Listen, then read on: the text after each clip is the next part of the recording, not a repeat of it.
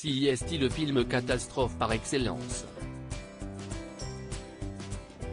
En 2009, Roland Emmerich a réalisé 2012, un long métrage qui fait référence à une théorie maya alarmante annonçant la fin du monde pour le 21 décembre 2012.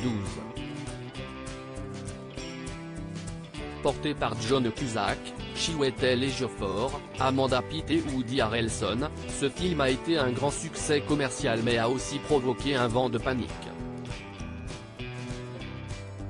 Le jour de la sortie, la NASA n'a en effet pas eu d'autre choix que celui de rassurer les populations.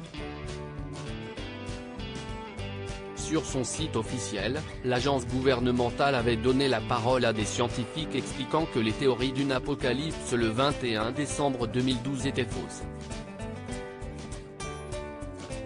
Et pour éviter des polémiques, Roland Emmerich a coupé une scène spécifique qui devait se trouver dans 2012. Le réalisateur avait en effet voulu démolir la Kaaba, la structure emblématique de la grande mosquée de la Mecque vers laquelle les musulmans du monde entier se tournent chaque jour lorsqu'ils prient et autour de laquelle ils tournent 7 fois pendant le pèlerinage du Hadj.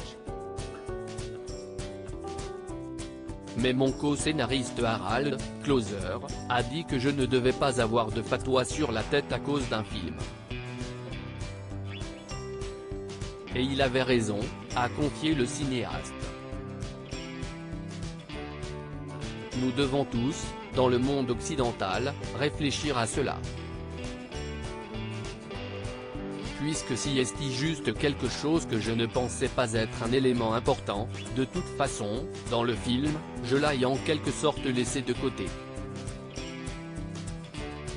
Le réalisateur de 2012 ne voulait en effet pas vivre avec des gardes du corps jusqu'à la fin de ses jours.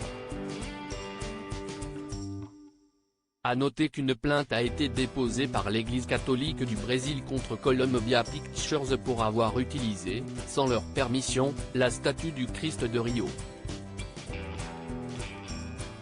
2012, quelle est l'histoire de ce film? Pour rappel, ce film débute en 2009, et non pas en 2012 comme pourrait le laisser penser son titre. Les téléspectateurs découvrent Adrian Helmsley, un géophysicien missionné par le gouvernement américain qui arrive en Inde pour rencontrer son ami et collègue la marine Poche. Lui est alarmiste puisqu'il relève depuis plusieurs mois une augmentation de la température du noyau terrestre.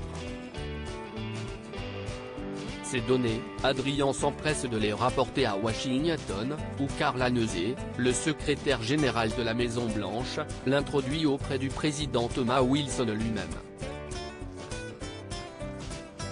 3 ans plus tard, alors que les principaux dirigeants mondiaux savent maintenant que les jours de la planète sont comptés, Jackson Curtis, romancier raté, passe chez son ex-femme, Kate, avant d'amener ses 2 enfants, Noah et Lily, camper dans le parc de Yellowstone.